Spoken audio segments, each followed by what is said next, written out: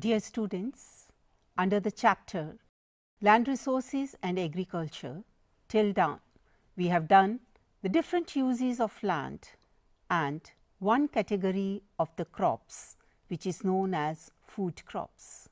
Under the food crops, we have taken up the various crops and their conditions for the production. And now, we will be taking up another category of crops which is known as fibrous crops. There are two important fibrous crops, one cotton and another is jute. Now, we take up cotton and the production of cotton and the conditions required for cotton.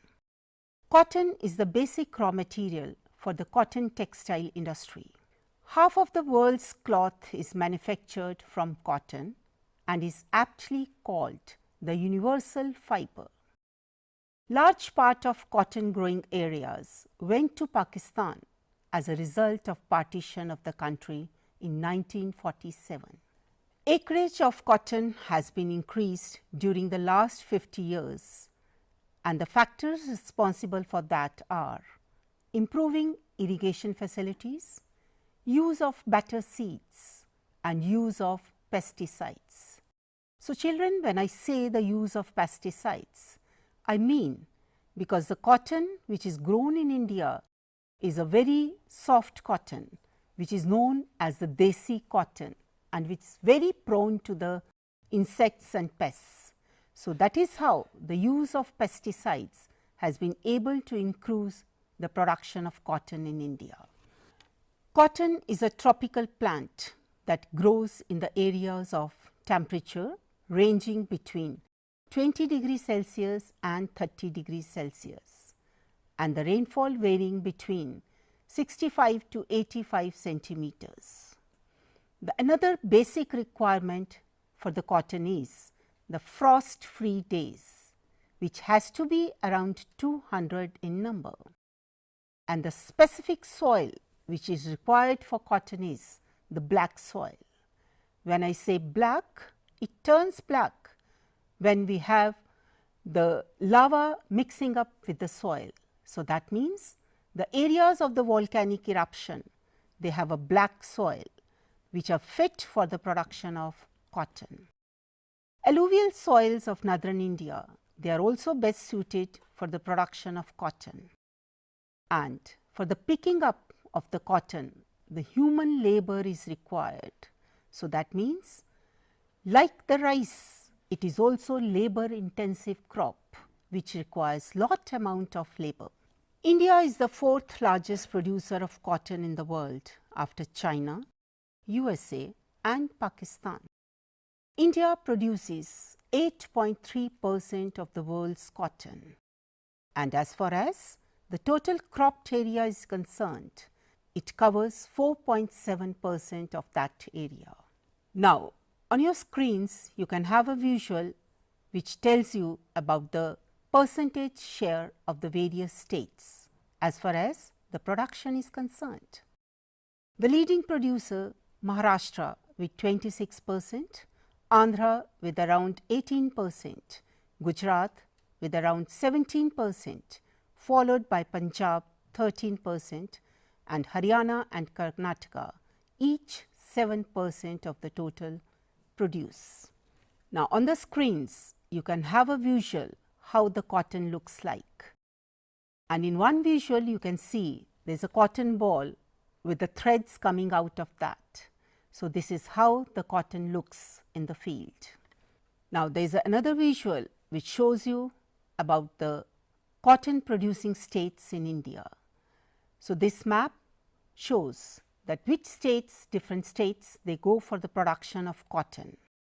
And you can see that all the western part, few northern states and whole of southern India has a production of cotton.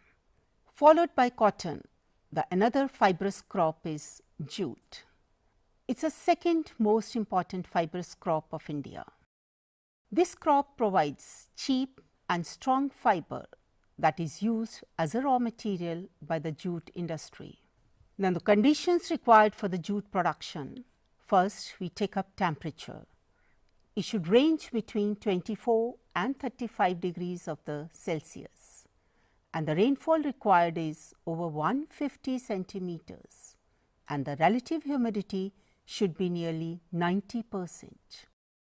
And this crop grows well in the alluvial loamy soils, which is frequently renewed by floods. Why this type of soil is required? Because jute is a crop which exhausts the fertility of soil. So, that means the areas where naturally the soil is fertilized by the floods of the plains and the other parts.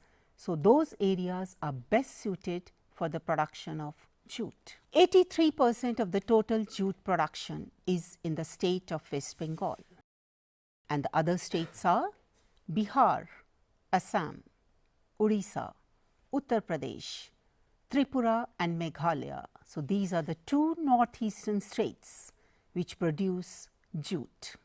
Now, on the screens you can have a visual of jute. Children, you might be knowing jute is also known as a golden fiber. In Hindi, you must be knowing it as patsan. So, this is a basic crop which had been used in India for the various purposes, but unfortunately now this has been replaced by the plastics. So, which is a basic threat to the environment. Now, on the screens you can have a visual which shows the areas which produce the jute. You can see West Bengal is a basic state, followed by some of the northeastern states as well, where the fertility of the land is a natural process because it exhausts the fertility of the soil. So, we require those areas where automatically the fertility of the soil is regained. Now, we take up another crop which does not come under the fibrous crops, but it is considered as a cash crop. So, that crop is sugar cane. India is claimed to be the homeland of sugar cane. It is a main source of sugar, gur and khansari.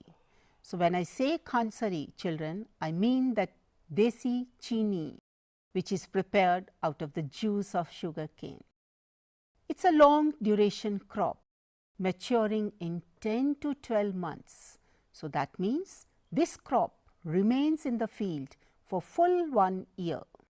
The temperature conditions required are hot and humid climatic conditions with the temperature varying between 20 degrees Celsius and 30 degrees Celsius. The rainfall has to be between 100 to 150 centimeters.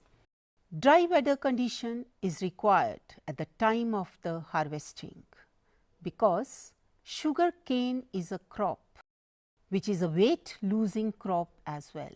So, that means if it is kept for a long time before it is sent to the sugar mills, it loses the weight because the juice present in that crop is lost.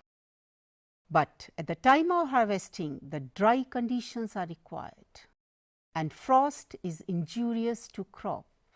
Children, you must be remembering when we were doing the cotton, we did that the frost free rays are good for the production of the cotton, whereas frost is injurious as well as to this crop, that is jute. The soils required are loamy and clayey loam, and it is a fertilizer intensive crop. So, that means it exhausts the fertility. So, if naturally the fertility is not regained, we have to add the fertilizers to the soil. India is the second largest sugarcane producing country of the world after Brazil.